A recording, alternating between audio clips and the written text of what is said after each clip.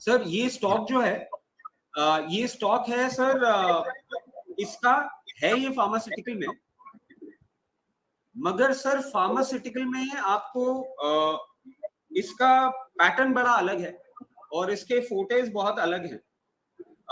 Sir जिस stock की मैं बात करने जा रहा हूं उसका नाम है सिप्ला। सर सिप्ला अगर आप देखें तो इसका मेजर मार्केट जो है वो इंडिया का ब्रांडेड प्रिस्क्रिप्शन सेगमेंट जो है वो है। इसके अलावा इसका दूसरा सबसे बड़ा मार्केट जो है वो है अमेरिका, और अमेरिका में सर इनका करीबन 20% ऑफ द इंटरनेशनल सेल्स जो होती है वो अमेरिका में ही होती है। उसके बाद ये आते हैं सर साउथ अफ्रीका में। अच्छा, अमेरिकन मार्केट में इनके प्रोडक्ट्स जो हैं उनकी बहुत वैल्यू इसलिए है सर क्योंकि ये आप देखें बहुत हद तक हमारे लाइफस्टाइल रिलेटेड जो प्रॉब्लम्स हो रही हैं हमको उसकी ही मेडिसिन में डील करते हैं। लाइक पोल्यूशन के कारण रेस्पिरेटरी डिसऑर्डर्स जो हैं, चेस्ट कंजेशन जो है, उसमें इस कंपनी का फोटे है। ऑल्सो हमारी लाइफस्टाइल को कारण हमारे गैस्ट्रो इश्यूज होते हैं, गैस्ट्रो में भी Cipla is one of the market leaders. उसके साथ साथ सर एंटी इन्फेक्टिव भी ये कंपनी बहुत अच्छे बनाती है। इनका 1500 प्लस प्रोडक्ट्स का लाइनअप है और कार्डियक बिजनेस में भी सर सिप्ला बहुत अच्छी तरीके से आगे बढ़ रहा है। तो बहुत हद तक जो हमारी आज के टाइम में बेसिक प्रॉब्लम्स होती हैं उनसे ही रिलेटेड इनकी मेडिकेशन है। और रेस्पिरेटरी तो आई एम प्रीटी श्योर सबने हमारे देखा होगा, जितने भी हमारे इंडिया में भी आज के टाइम रेस्पिरेटरी इश्यूज के लिए जो भी गैजेट्स वगैरह आते हैं सर वो यूजुअली सिप्ला के ही आते हैं। और ये एक मार्केट ऐसा है सर जो हमारे लाइफस्टाइल इश्यूज के कारण इवेंचुअली बढ़ता जा रहा है। और अभी इनका 1500 प्रोडक्ट्स का लाइनअप है। अभी Q2 में एक्सपेक्ट कर रहे हैं सर अमेरिका में इनको और क्लियरेंसेस मिलेंगे, तो समवॉट ऑड 50 प्रोडक्ट्स और ये इंट्रोड्यूस करने वाले हैं अभी इंटरनेशनल मार्केट में, which eventually make the company grow further. तो अगर हम प्रोडक्ट लाइनअप देखें और पूरा कंपनी का सारा काम करने का तरीका देखें बहुत अच्छा है। अगर हम सर इसमें देखें तो सेल्स इसकी 14% बढ़ी थी मार्च क्वार्टर में, और एबिटा सर थोड़ा डाउन हुआ था। एबिटा डाउन होने का कारण ये भी था इनका रिसर्च कॉस्ट वगैरह थोड़ा सा अभी बढ़ा है, और वो सर इवेंचुअली Q2 Q3 में आपको पूरा का पूरा जो इनका खर्चा हुआ है वो निकलता हुआ दिखेगा। तो again a very good by at these levels. But sir इसके लिए भी मैं आपको बोलूंगा कि हम एक स्प्रेड बाय ही पूरा का पूरा क्रिएट करके चलेंगे।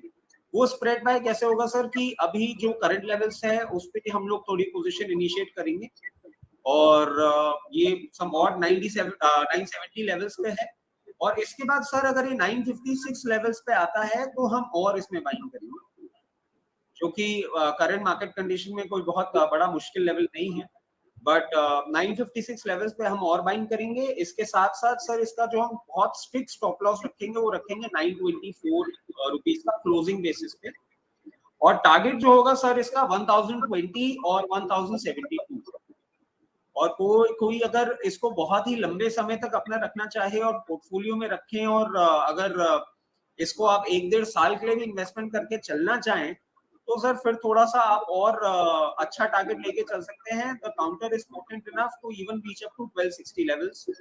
अगर 1 साल 1.5 साल के लिए आप रखें 1260 रुपए भी आपको दिखा सकते हैं। 1 साल से 1.5 साल भी अगर रखेंगे, लंबा समय देंगे तो 1260 तक, 1200 उसके ऊपर लेवल्स देख सकते हैं।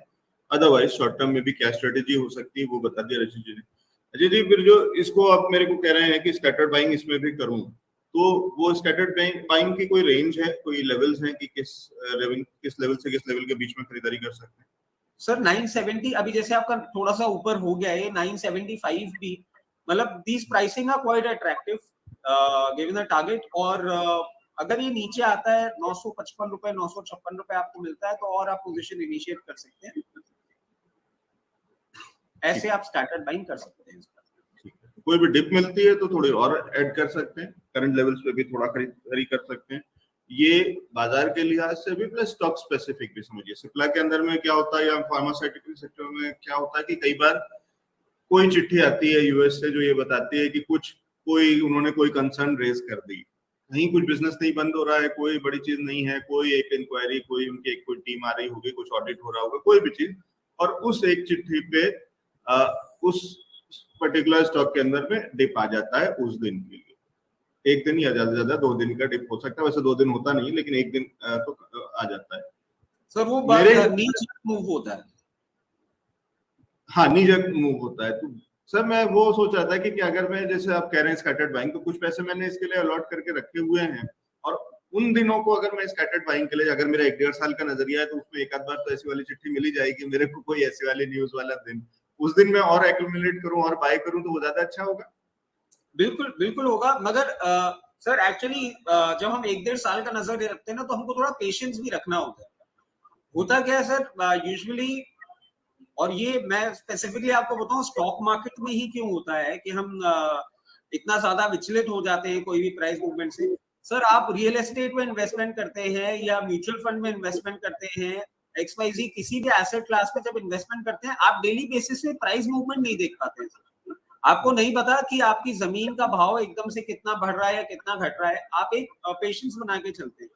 बट सर स्टॉक मार्केट के साथ सबसे बड़ी प्रॉब्लम हमारी क्या है ना, कि प्राइसिंग 9:15 से 3:30 बजे तक इतनी बार ऊपर नीचे होता है, और हमारा सबकॉन्शियस माइंड हमको इतने कैलकुलेशंस अपने सामने रख के दे देता है कि हम विचलित हो जाते हैं कि अरे ऐसे नहीं, ऐसे कर लेता है, इतने पैसे बन जाते हैं।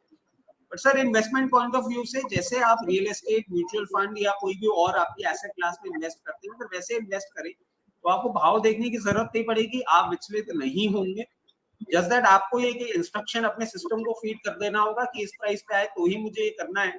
अगर वो पॉलिसी और वो डिसिप्लिन आप मेंटेन कर सकते हैं तो डेफिनेटली सर नीचे आए, क्योंकि यूजुअली क्या होगा, जो मैं समझता हूँ, जो मैंने एक्सपीरियंस किया इतने सालों में, ये सर 974 का जैसे ही 1020 होगा, देखा था, समझा था, सुना था, अच्छा लग रहा था, मिस कर गए, ऐसा नहीं होगा सर। ये एक रेंज है 20 की, उस रेंज में ये मूव कर रहा है, ऊपर जाएगा नीचे भी आएगा, लॉ ऑफ ग्रेविटी मार्केट तो सबसे अच्छी तरीके से जानता ही है। तो मौका सब काउंटर सारी प्राइस देते हैं सर, जस्ट दैट आपको वेट करना हो।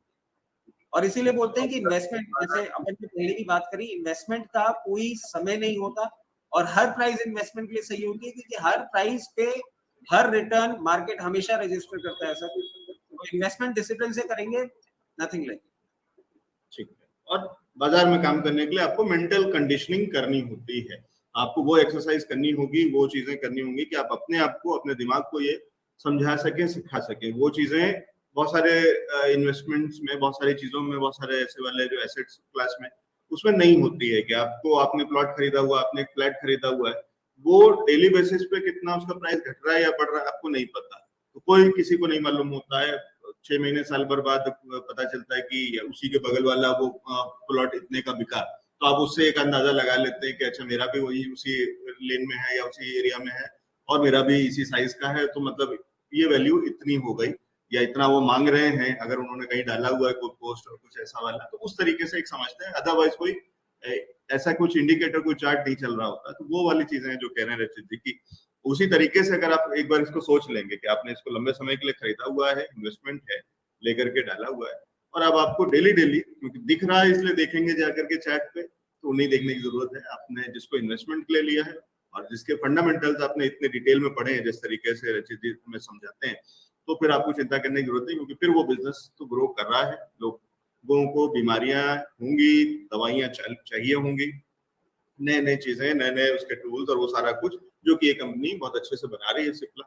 तो उस बिजनेस पे आप, उस आइडिया पे आप इन्वेस्ट कर रहे हैं, तो उससे फिर आपको बार बार डेली का जो मोमेंटम है उसको देखने की जरूरत नहीं है। बहुत शुक्रिया रचित सर हमारे साथ में जुड़ने के लिए, सारी जानकारी के लिए। आपके एजुकेशन इनिशिएटिव को ही आगे बढ़ाते हुए मैं एक चीज और करना चाहूंगा। हम लोग को सर डिस्क्लोजर भी देना होता है, तो मैं डिस्क्लोजर जरूर देना चाहूंगा कि चंबल फर्टिलाइजर और सिप्ला में दोनों ही काउंटर्स में मेरे और मेरे क्लाइंट्स की पोजीशन है, ये मैं डिस्क्लोजर बिल्कुल देना चाहूंगा। ये स्टैंडर्ड डिस्क्लोजर है कि ये हो सकता है, और बल्कि रचित जी ने बता दिया, लेकिन वही स्टैंडर्ड डिस्क्लोजर जो है, वो जो डिस्क्लेमर है, वो हमें एक कॉन्फिडेंस भी दे देता है कि अगर आप भी निवेशक हैं तो मुझे भी होना चाहिए। तो इसलिए वो अच्छा ही रहता है, उससे कोई नुकसान नहीं।